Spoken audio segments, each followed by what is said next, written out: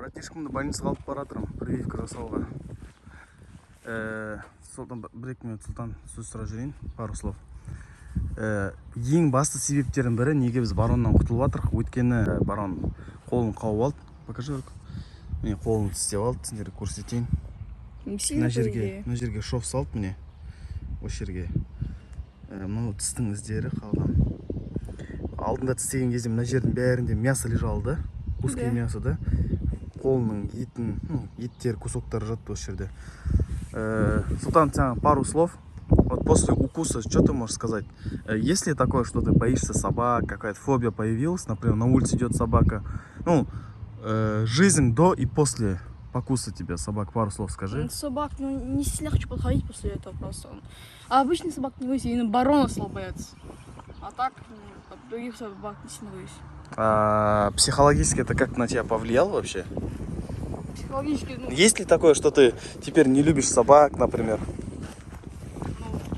Без собак похоже, но могу скинуть обычные собаки, не агрессивные. Ну, в общем, в принципе, никак не сказался это для тебя, да? Почти, да. Сол ең басты себептердің бірі сол інімді қауып алғасын үйдегілер айтты. Иттен тездетіп құтыл. Және де ол ең басты себептердің бірі дегенде мен өзім осы уақытқа дейін әке-шешем қасымда тұрдым. Қазір енді мен квартираға көшіп баратырмын. А квартирада енді орыстар сияқты үйде деген балконда ит ұстамаймын ғой. Сондықтан иттен құтылу керек болып тұр. Және де бұл итті бағу керек, бұл итті қарау керек, бұл итті выгулить ету керек. Күніне 2 рет тамақ беру керек бұл итке. Сондықтан бір достойный хозяин тапты деп ойлаймын, надеюсь на это. Адамның өзі намаз оқитын адам екен, жаңағы итті бағайын атқан мал ұстайды екен. Сол мал ұстауға қажет дейді. Және де өзінің үйінде овчаркасы бар екен, ұрғашы. Баронның іш піспайды деп ойлаймын. Сол овчаркамен тіл табысады деп ойлаймын. Өзім сол үйді бірінші рет көрейін деп тұрмын. Жаңағы итті мүмкін көретін шығармыз. Қараймыз енді бізден бірге болыңдар. Так, достар, інімді ит қауып алғаннан кейін осындай қағаз береді. Ит қапты деген үйдің иті, міне. Мына жерде 5 прививка назначили от бешенства. Өйткені ит деген бешенство болса, адам қатты ауыруы мүмкін. Вот мына қазір прививка соғып жатыр.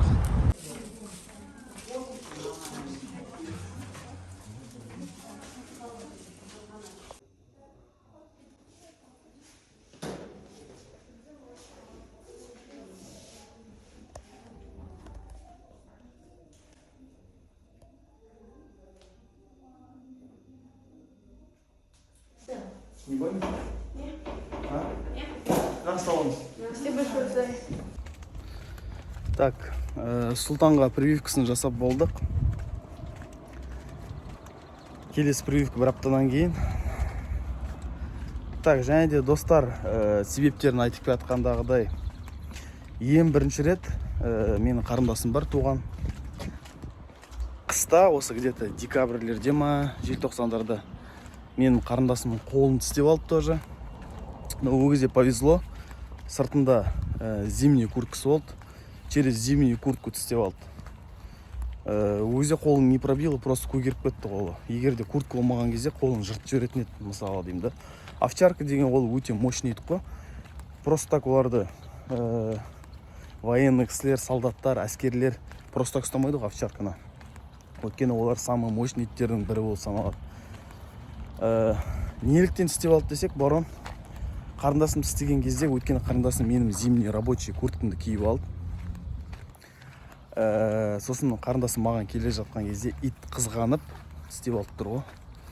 Реально қызғанып тістеп алды. А кеше Сұлтанды неге тістеп алды десен, өйткені білмеймін, Сұлтан кішкентай кезінде заландырды ма, ренжетті ма, ол итті издеваться етті ма. Және де сол күні өте ыссы болды. Короче, кімді баронды не болса да енді баронды защищать еткім келеді да. Короче, мына бала баронға жүгіріп бара жатты мен қасында. ойнағысы келіп. А ол ит деген менен басқа ешкімді признавать етпейді. Иттер деген сондай существо ғой, сондай жануар. Олардың хозяиндері тек қана бір хозяин болады, болды. Ит ұстау деген ол оңай емес. Ит ұстардың алдында ол өте қатты ответственность. 10 рет, 20 рет, 100 рет ойланыңдар бірінші итті асырардың алдында. Породисті иттерді асырардың алдында. Андай добычный каниндер, звоноктар, олар өздері жүре береді ғой. Және де сен итің болса, сен ешқайда шыға алмайсың. Басқа қалаға кете алмайсың, өйткені ол итке тамақ беру керек, итті көшеге шығару керек. Мал ұстағанмен бірдей ғой, итті ұстаған деген. Бұл видеоны мен не үшін түсіріп жатырмын сендерге? Өйткені итті асырардың алдында, чтобы менікінде жағдай болып қалмасын деп, мен сияқты қатты қиналмасын деп, бауыр басасын все равно. Қатты. Күн өте ыссы, кетуге 15-20 минут қалып, сондықтан салқындатып жуып алайын деп жатырмын итімді. Ай, барон. Жан барон. Рахаттанып ал. Ертең бүйтіп саған ешкім су шашпайтын болады. Кім шашсын саған біз суды? Мал бағасын беріп саған. Лапа бітті енді.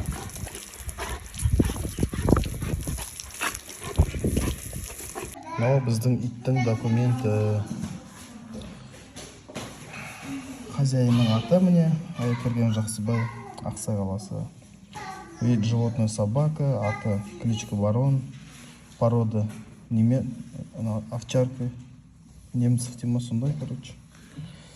Туған күні 22 август күні 2019-да. Қазір оның жасы 5 ай болса, 1 жыл 9 айда, короче. Қоштасасың ба, қоштаспайсың ба? Қоштасақ болсаң, қоштасың ба? Қоштасам мен оны. Істевады болған. Бетіне сүйші.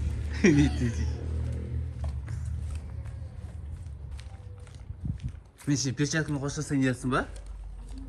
Мен деген қоштасам ба?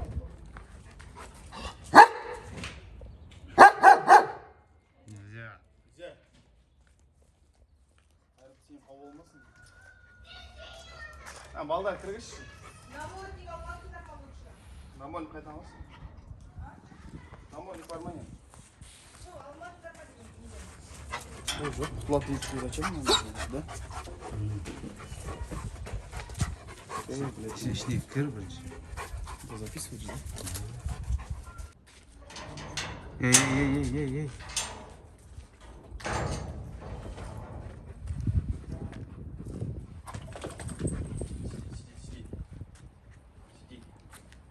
Сиди.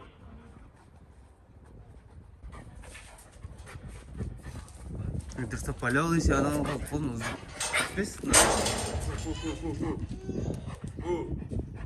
Ко мне. Коротко слишком не сделал, да?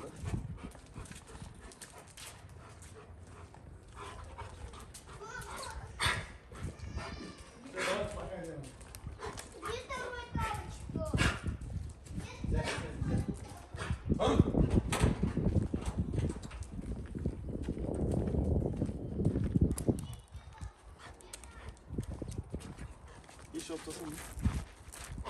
Сиди. Фу, сиди.